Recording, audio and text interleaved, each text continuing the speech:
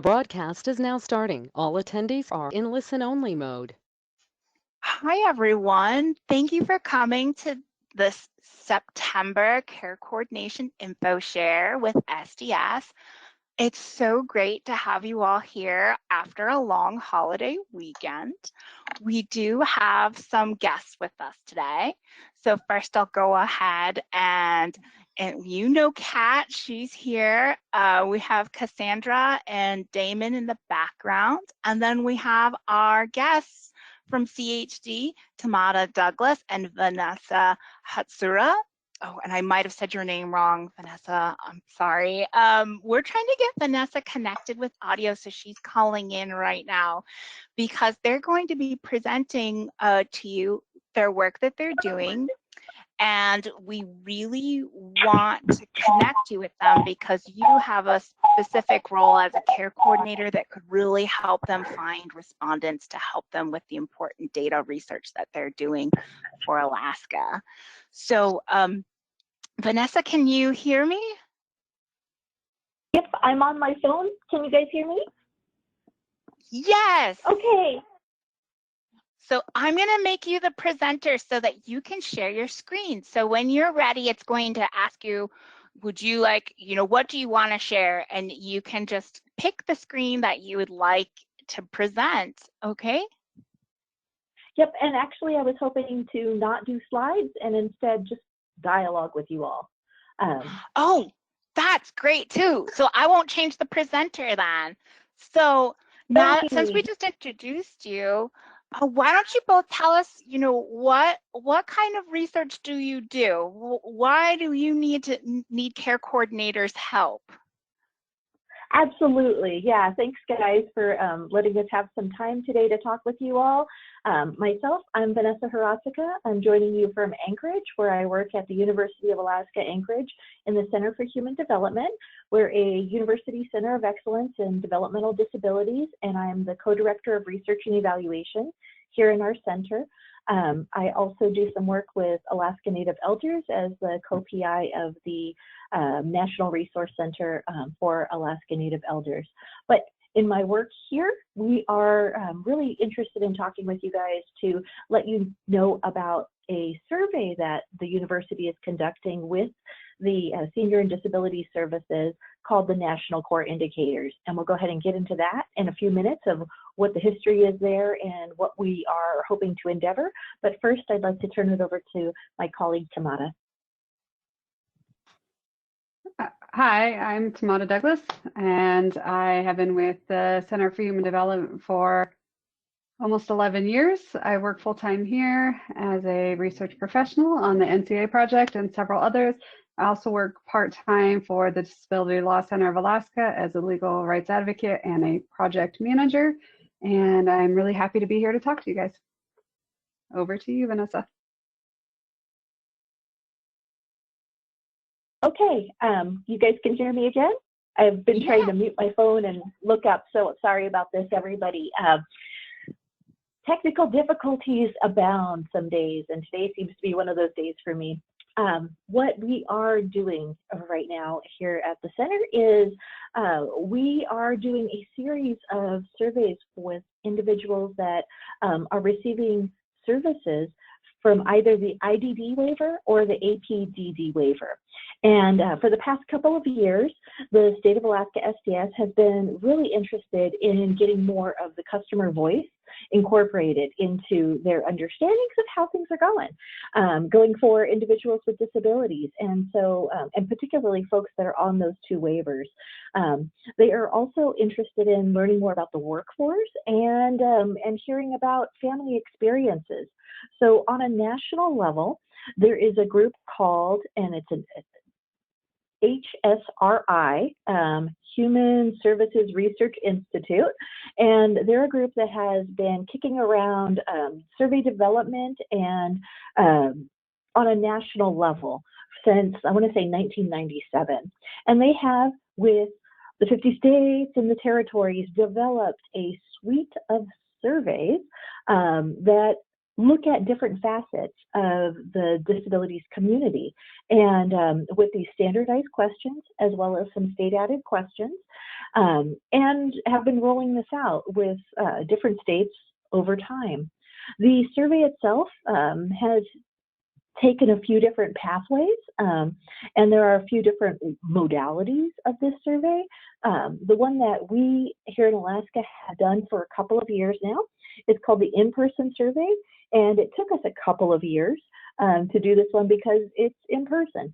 And you know, Alaska is broad and diverse, and we have a lot of communities that are off the road system.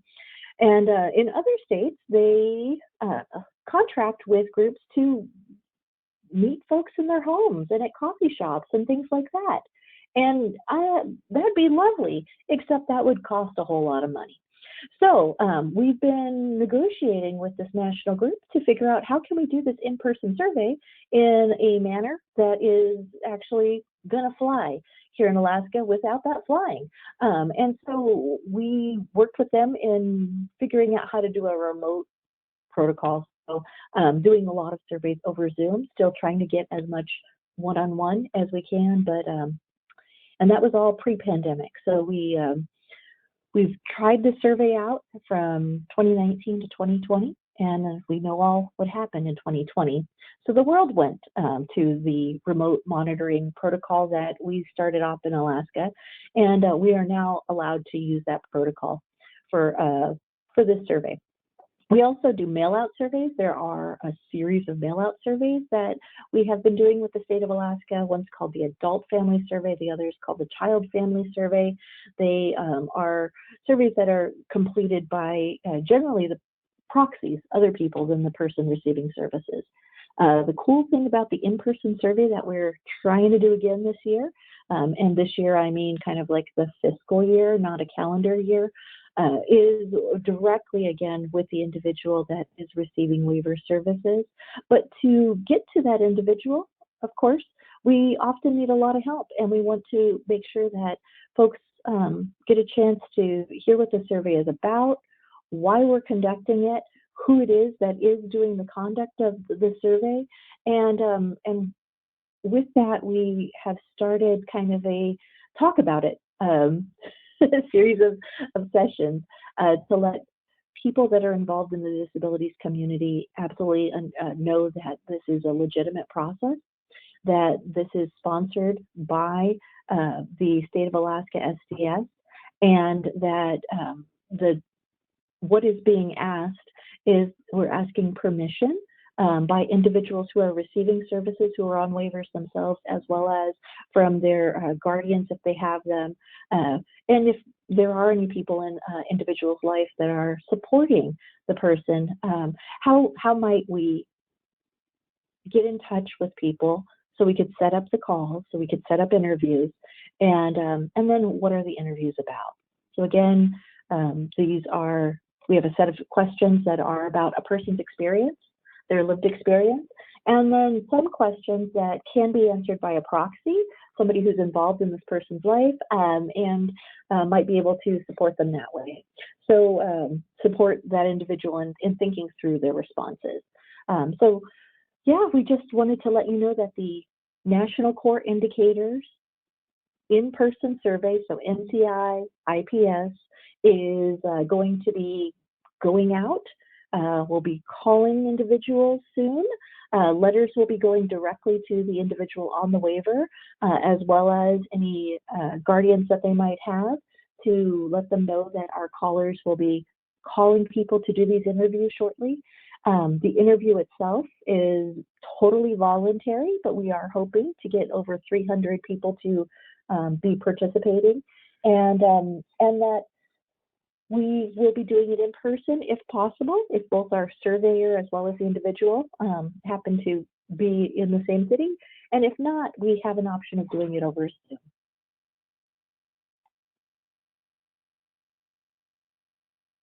Awesome. Mara, Thank you what have so I missed? much. I had to turn my camera off because my internet was going crazy, but we do have a couple of quick informational pieces to share, like questions that are being asked. One of them is, are there incentives being offered for families and support recipients who participate? Yeah, at this time, we do not have incentives for individuals to participate, which is very unfortunate. And it is one of those things where this is great feedback for us to be able to provide to the state, that is to SDS in this. Pretty much, as far as I know, and Tamara, you can correct me if you've heard differently at the national conference of surveyors that are doing this survey, but states in general don't incentivize this survey. And so it's not just Alaska being cheap. Let me just be blunt. It is that this is a survey that is not one that is incentivized on a national level. So again, as a researcher, I do believe it's important to honor people's time and as a show of respect to offer incentives when possible. In this case, it's often not a thing anywhere, but also here we have not, we don't offer an incentive. Thanks. I think people are just trying to figure out ways they can really boost your data collection initiative and thinking outside the box. So there's another question. Yeah, so another question is, if we provide information to families we work with, is there a number they can call to do the survey for when it works for them to schedule? So what's good contact information? All right, our contact information person is Tamara. So basically, we will have currently we are hiring for our interviewers. So we put a plug out there in the way of this job opportunity. We have a team of 6 part-time hires here at the university that will be doing the interviews with folks, and that job opportunity is open right now, and it will be part-time work up to 20 hours a week for folks. It's called a temporary research technician, I want to say, and I don't know if you can, but we can put that link also in the chat. Folks that are in this position are people that are that have a flexible schedule, and it's kind of one of the great things about this is that we're trying to literally meet people where they're at, right, when possible in this survey, which is one of the reasons why even though I'm a research nerd, self-professed, I'm like everybody else, you know, getting another survey is pretty irritating. But when we're asking people that and deliberately really trying to get at the voice and the feelings and the lived experience of folks with disabilities, that's something that just doesn't happen. This is pretty much the only survey in the US that does this on a national level. So it is a really important thing. And the state of Alaska is very interested in utilizing this information. So we have decided to utilize these staff that are willing to work on weekends, willing to work at nights, working different hours and different shifts. And we have been, when we did this before, like we're doing this time, we will schedule those interviews when they make sense for the folks that are providing information. And that's really our #1 priority. So Tamara is the lead of all of our surveyors, and she was the person to contact to do that organization. I also have to say that this is a survey that is one where we have a sample of the folks that are on the waivers. And so although we might be contacting somebody, we might not, because we're doing a bit of a random sample here.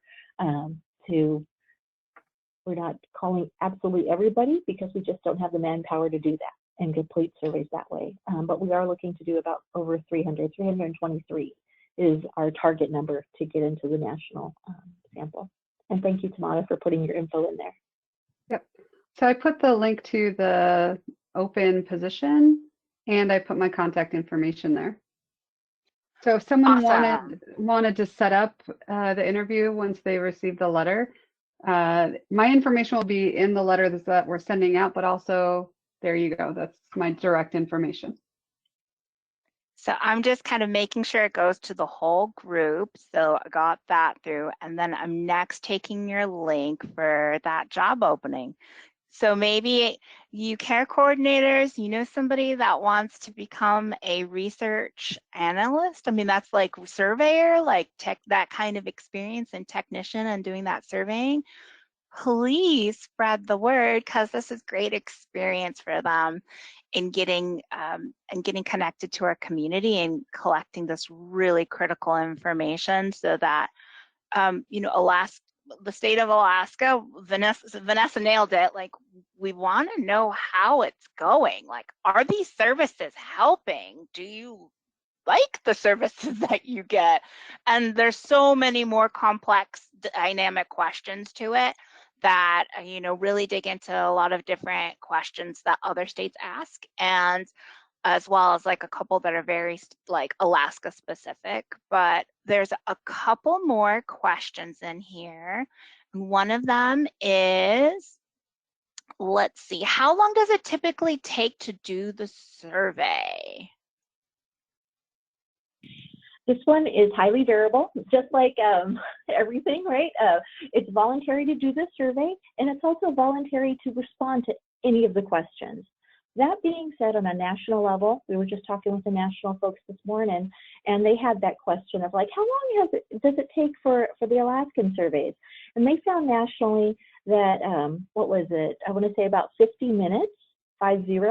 And for folks that are a little bit chattier and really, you know, would like to have time to visit and to describe the situations that they were finding themselves, it'll take a little bit longer. And the national trainer was saying for folks in the southeastern region of the state, where they might have a little bit slower pace for everyday chats and stuff, that they were finding that the surveys took longer generally there. But for folks that were up in the northeast portion of the country, those surveys seem to go a little bit faster. Also,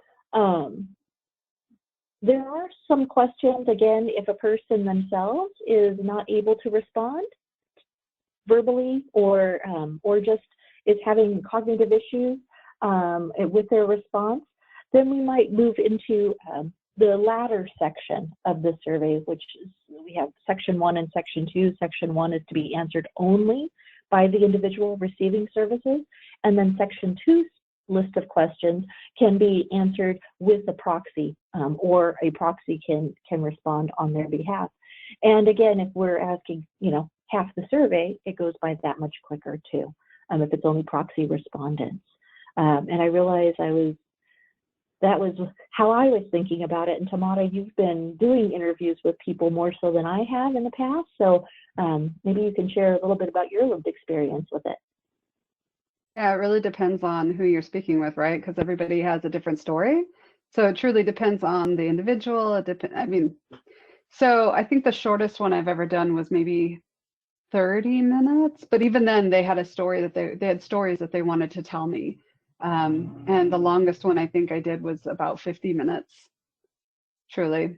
But I think the shortest one I'd ever heard of was maybe 25 minutes, but that's going through every single question because there are skip patterns. So you skip several questions depending on how people answer.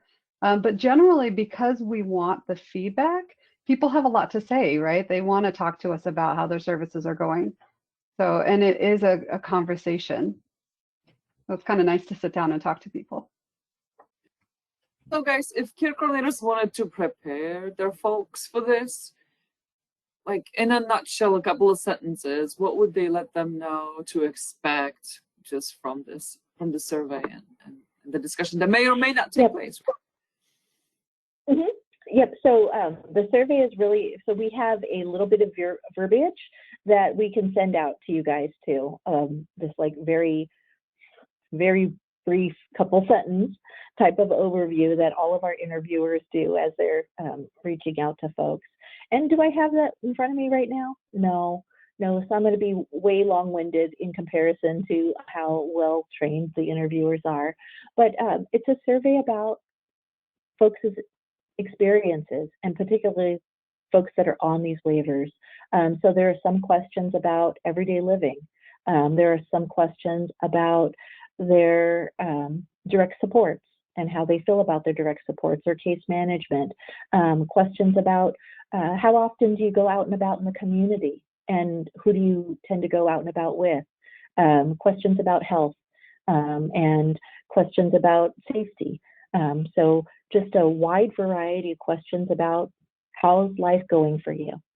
And those questions are ones that a person can respond to themselves. If they'd like to have somebody else be part of the interview with them, we can make that happen too. So sometimes it's nice to have somebody to just check in with and ask, you know, gosh, how many times a week do we go out to the grocery store?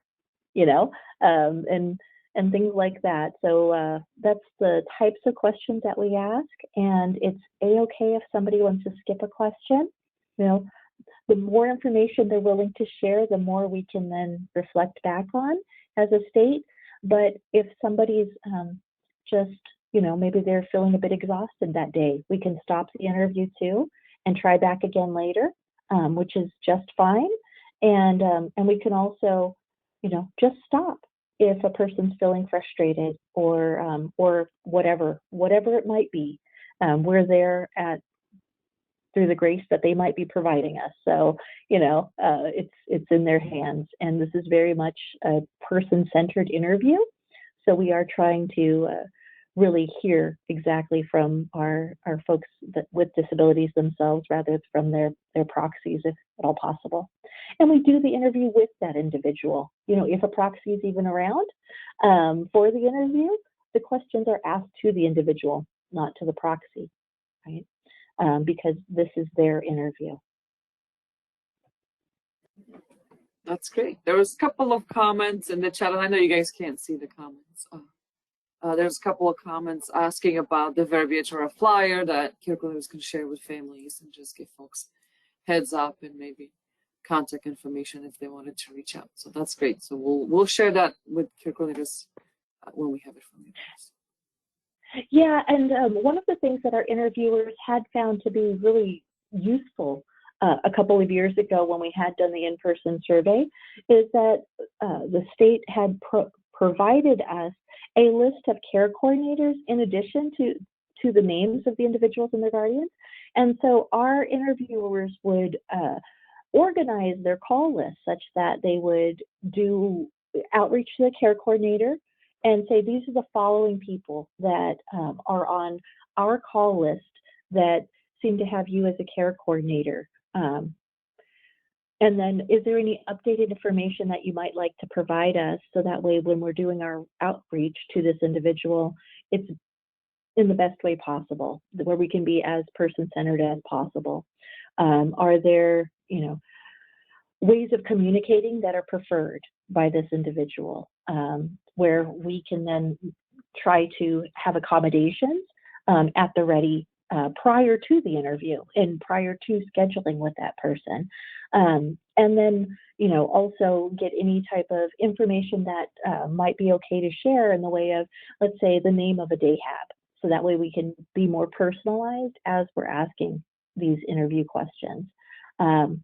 So yeah, we have found that has worked out really well, and care coordinators that we worked with, gosh, I want to say like 2 years ago, were very lovely in sharing information back insofar as that's what's the number that you have, and then, you know, oh, that's not their current phone number, you know, try this one instead, that type of thing.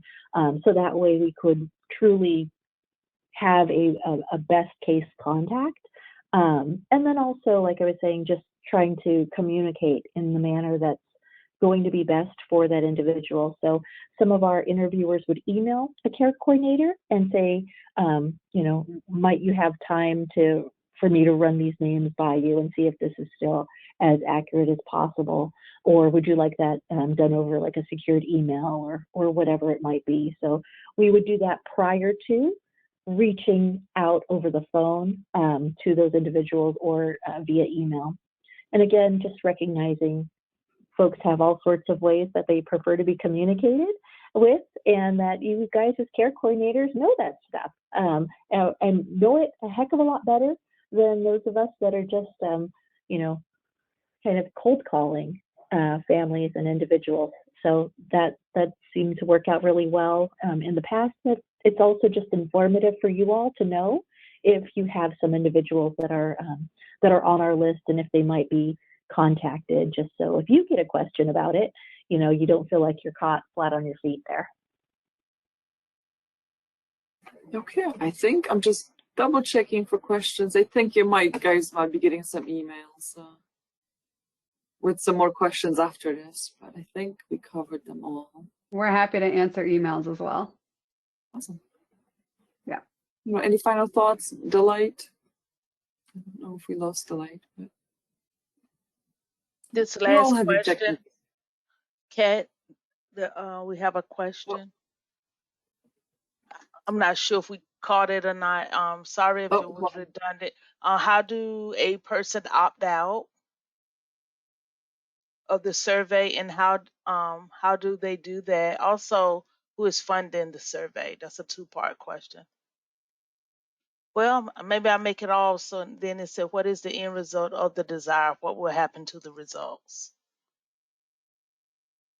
Let me go ahead and start tackling some of that. So we have letters that we're sending both to the individuals that are on our contact sheets as well as to their guardians. And in both those letters, there is information to get in touch with Tamada to opt out. So that's the first thing with the opt out, is they can contact just from that letter from the get-go. So they don't even have to get calls, right? Also, when we are contacting folks, we can receive their opt-out, right? As we're just calling them to tell them about this. They can say, nope, that doesn't interest me, and we can remove that individual from the list right then and there. And then, of course, during the survey, if they, you know, have set up something and then they realize this is not what I want to do, and I'm out, I'm done, before or during the survey, all good things. And I am the type of researcher and evaluator where I really am strange, because I like it when somebody gives me an informed no. It means that they do not feel that they need to be bullied into it, and that's exactly appropriate. That if they want out, then they're out. That's the meaning of voluntary, right? So, so all of those ways are ways to opt out. We do contact people multiple times, so that way we can see if there's a date or time that's better for them. Realize that, you know, schedule shift and interest shifts. So if they have not told us that they do not want to be contacted, we will contact a few times. But if they tell us they're not interested, we remove them from the call list and we will not recontact them. You can also, let's see, there was a question about funding. Who is funding this? So the state of Alaska Senior and Disability Services does a RSA, which is contract, over to the state, to my group here at the university to do the surveys. And so the state of Alaska is paying one for the use of the survey from the national group, and then separately also paying for us interviewers to be trained and to conduct the data collection. And then always a great question, what's it being used for? This information, once we get the information from individuals, it is stripped of any type of identifiers. And then we enter it into a national database. That information is, we get a state report for Alaska, and then also there's a comparator report for the national information. And that's really great and important, because it gives us an idea of how are Alaskans the same or different than what's happening for people on a national level, right? When I say national too, not all states are participating every year. Like us here in Alaska, we participate every 3 years or so, because it costs a lot of money to do this type of thing. And we can't do it every year. And we're also wary of people being fatigued by doing something time and time again. So we do have a rotating calendar for the different types of NCI surveys. But yes, the information is used that way. And then here at the state, it's used in a multitude of ways. Some of it's for advocates themselves to be able to track how are different things going that advocates are interested in. It's used by agencies that are curious to see if and how their staff are being considered by these individuals that are their clients.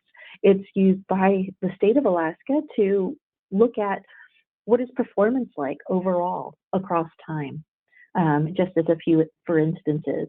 Again, though, this information is stripped of any type of identifiers, so we can't say it was John Doe that was being cared for by, I don't know, Native family group, or something like that. We can't be that specific, and nor would we want to be.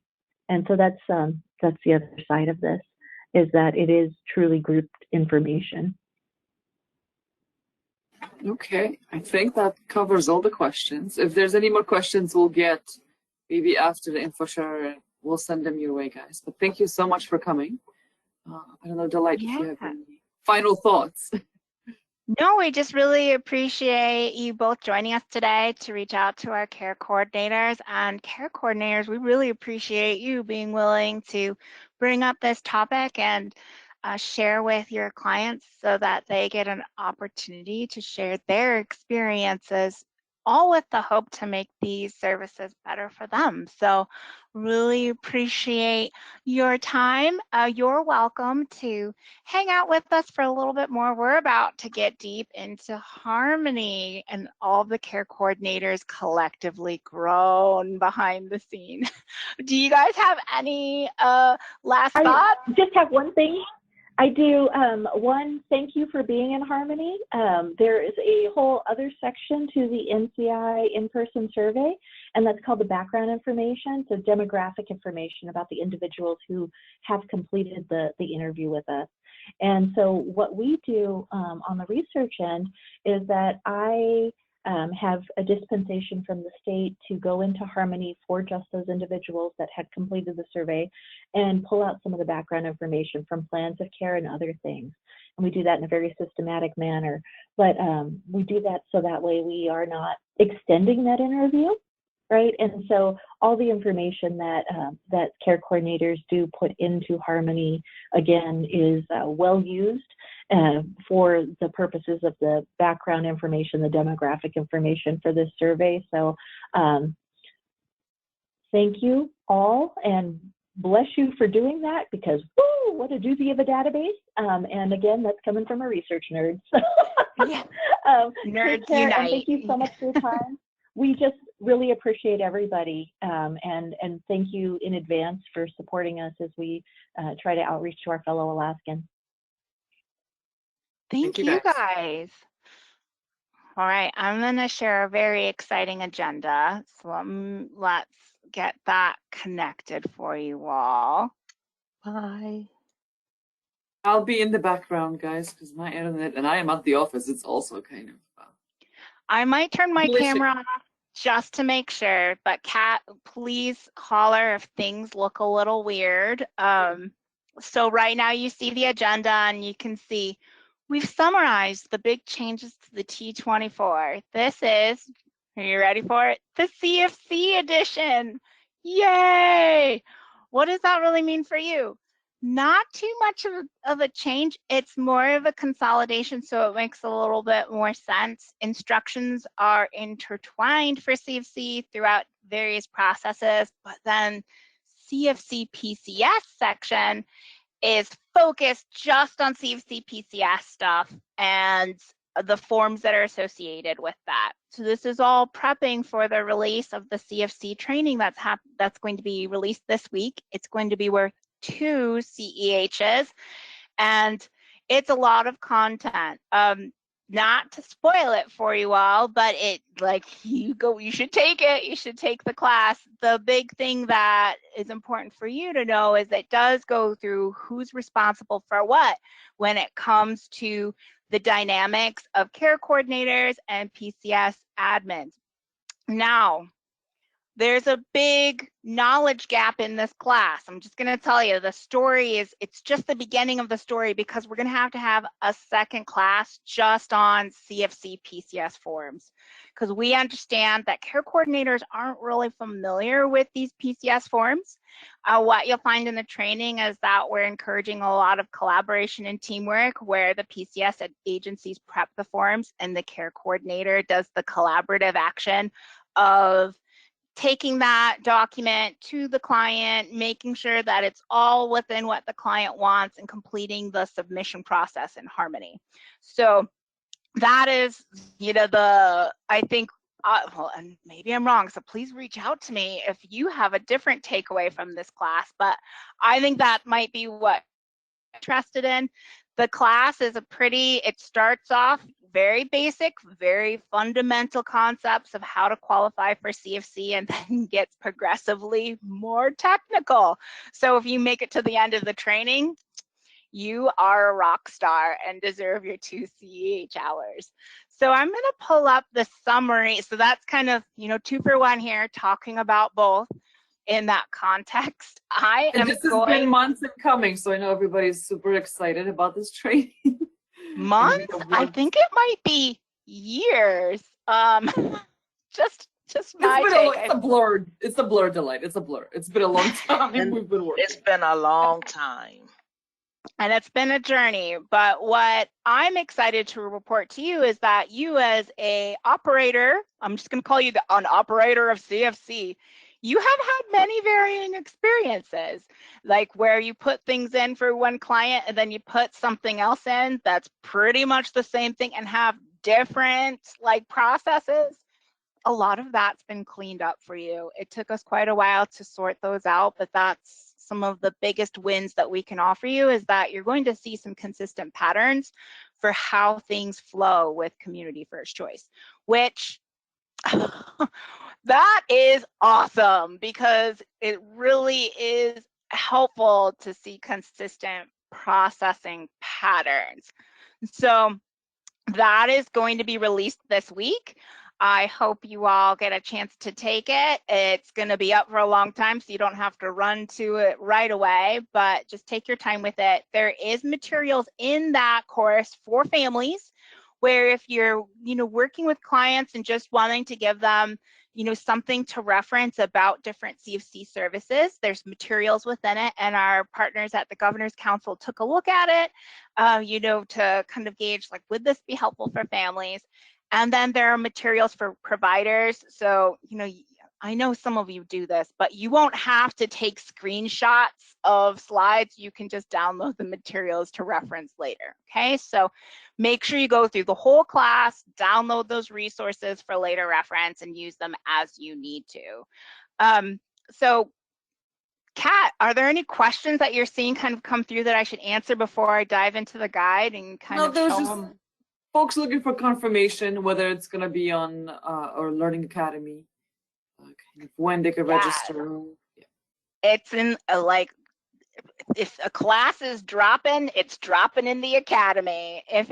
If we're having something that's going to be outside of the academy, it's going to be a big deal. We'll make a big webinar registration, or we'll make a big Zoom, it'll be like a big Zoom event, or you can just come to office hours. So most of our courses that will be almost all of our courses that will be on demand, self-paced, they're going to be in the academy. So if you aren't registered for the academy, please do that. And so that you can have access to these things. So you'll, at the end of this session, or right now, you can download the agenda and hop on over to the Training Academy to be able to access that content. The CFC videos, one of the videos, the first one, will actually be cross-posted. Whoa, we're getting really fancy with these words now. It just means that we'll have a CFC, the introduction to CFC will be on YouTube. So again, if you feel like it would be helpful for you to just send somebody a link to what is CFC, and you want to just send a link to your client or a family member, you can do that, and hopefully it's a helpful tool. We're just trying to give you resources so that you can, educate however best works for you in that family. So there's like no pressure for you to use these materials. They're more for you to do, to help you facilitate conversations with the family so that their specific needs are met and that they know that the services that they're requesting are going to work for them. So anything else you think, Kat, that I kind of missed as we're going through all of this? No, I think you could get going and then I'll catch up on some of the questions. All right, so we'll come back to it. So I'm about to show you the summary of changes, and it may cause you to have a bit of an eye twitch because it looks pretty big. So this is all that's changed in the guide on this round. Pretty major adjustment to almost every chapter. I know some of you like to just print one chapter if it's changed. In this case, please just print or save the whole new September edition because there have been little tweaks all over for language, for changes to how CFC is discussed. CFC in the previous editions kind of repeated the content again in the CFC chapter. We've changed that so it's just focused to CFC PCS. And the typical care coordination actions like adding plan services is in the guide. So it's kind of as you go through the guide, doing routine tasks. If there's CFC, it's kind of interwoven within it. And then if there's PCS items, there's that specific to the PCS chapter 9. So a lot of little changes. So again, this is the big CFC edition. The other big change that we want you to know about in the guide is regarding the documentation of distance delivery and of specific services, of specific HAB services, and the delivery of day HAB in a residential setting. You probably got a supplemental guide a couple of weeks ago. Kat sent it out to you, and you started seeing in plan services a new pop-up. And that pop-up looks like this. When you're in plan services, you start seeing these new, or it's not a pop-up, it's a drop-down. I'm sorry, a drop-down that asks about for day HAB, IAT, or employment services. Will up to 10% of total units of the service be provided via distance delivery? And there's a select yes and asking you to explain how it's going to be delivered in the frequency and duration. Then a separate box asks for day HAB, will 10% of total units be provided in a residential setting? So in a home, either the person's home or someone else's home. And then again, asks for a description in weekly frequency and duration. So if you are doing a service that is not relevant to those drop boxes, you can just put in NA and keep moving. It's okay. But if you are going to be entering a service that's one that's listed here, then you're going to need to answer that drop box. It is a stopping point for the reviewers. They need to make sure that information's in there. What do you need to document in weekly frequency and duration? Well, you're just going to need to clarify how often will the delivery method be used. And again, this is just specific to day HAB, IAT, or employment services. So how often is this being distance delivered? So when you think about that 10%, you can consider it, are we going to be doing this as a planned part of our service? So weekly with that 10% out of the total? Are we going to be doing it seasonally? Maybe during a certain time of year, we're going to increase our distance delivery. Or maybe we're going to be using it intermittently. Well, examples of intermittent. Well, if you have a situation where someone is, maybe you need as a planning team to come up with the dynamics of like, it's not safe for us to do day HAB in the community this week because there's a ice storm, but we all, for some reason, still have the internet during an ice storm. Rare, but can happen. That you might have to do an intermittent kind of documentation of that. You guys need to make sure that's really clear, just how are these hours being used? That's really the gist of it. You don't need to write a huge story. It's just making sure that the provider, the person, and you are all on the same page on how distance delivery of those services are happening, and then you can just break it down. Like we have here, Dayhab will be used 10 hours a week, right? That's what the total request is. 1 hour will be distance delivered in the Alaskan residence. Oh, so that transitions us to that second box of like in-home. When we talk about day habilitation, the purpose of this service is to have people go out into our community. So when we're thinking about having a this service in a home, we need to be thinking about how is the person engaged in community when receiving this service in a residential setting. Now, there's a lot of different ways that that can happen. You could have birthday parties, like book clubs, you know, community gatherings in the person's home or someone else's home. But what people also kind of forget to remember is that there's also a large online community. So you can have services into distance delivery and residential home services. It could all kind of fit together if you're doing online connection to community. So it does get a little tricky. You could have just a yes for distance delivery and a no for Dayhab in the residence, or you might have both, but consider them as two separate questions, but sometimes the scenario combines them. A little tricky, but I know you guys got it. And if you're working a case where you're just not sure, just come to office hours and we can talk it out to make sure that it's documented appropriately, okay? So we just want to make sure that if we're using that community service in our home, that we have that connection to our Alaskan community, or you know, maybe broader community if we're working in that online environment. So Kat, are there any other thoughts or questions that are kind of coming up? Yeah, I'm looking at some of the questions. There's a question, so I'm gonna do like a three-parter, right? So there's Okay. a question about how do agencies track the distance delivery? There's a question Let's about stop on that one. Yeah. Let's hold. So awesome question.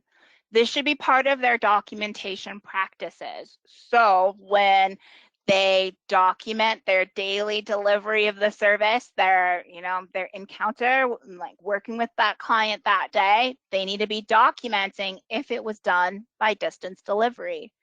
I didn't really get into too much of the dynamics, but you should, and it's in your guidebook, so forgive me.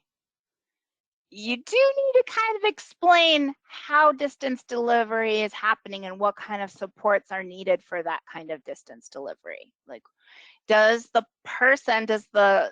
support need to be next to the Alaskan to participate in distance delivery? Like if we're doing a connection to the community online, I need my support next to me to do that?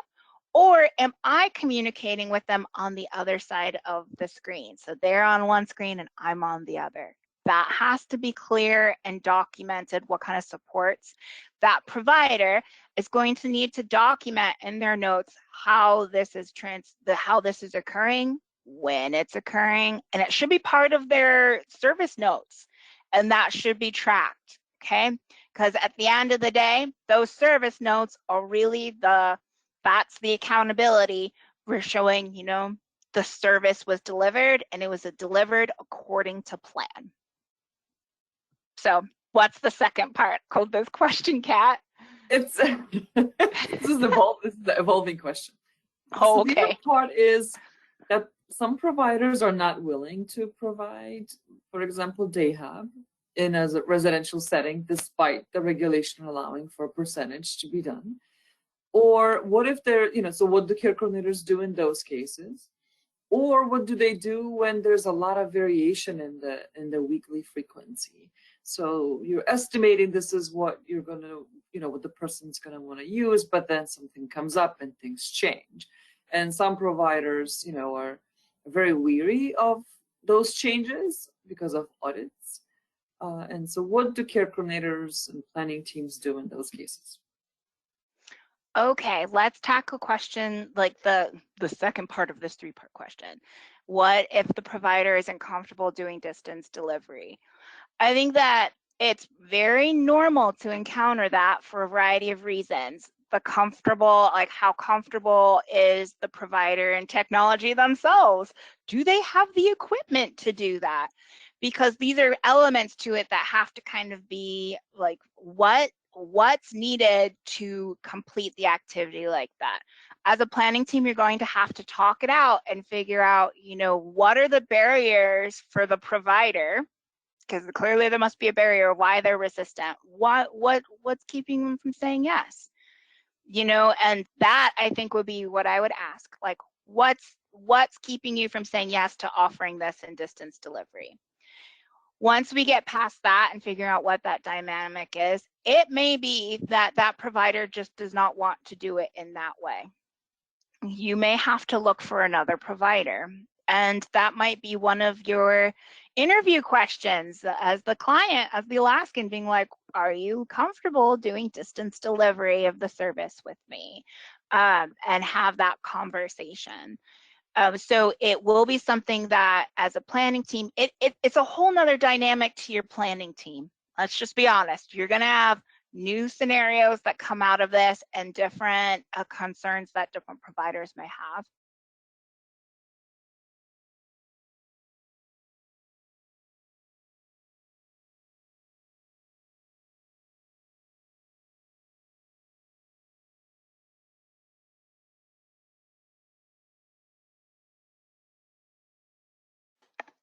Oh, it may be just me.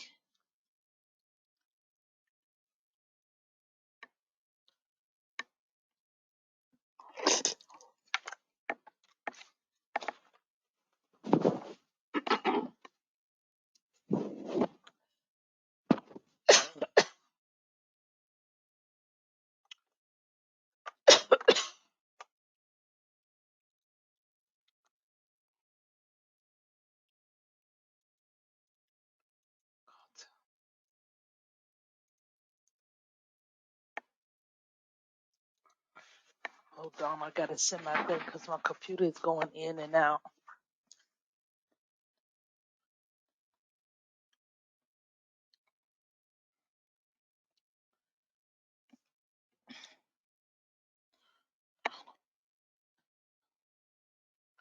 My computer is going in and out.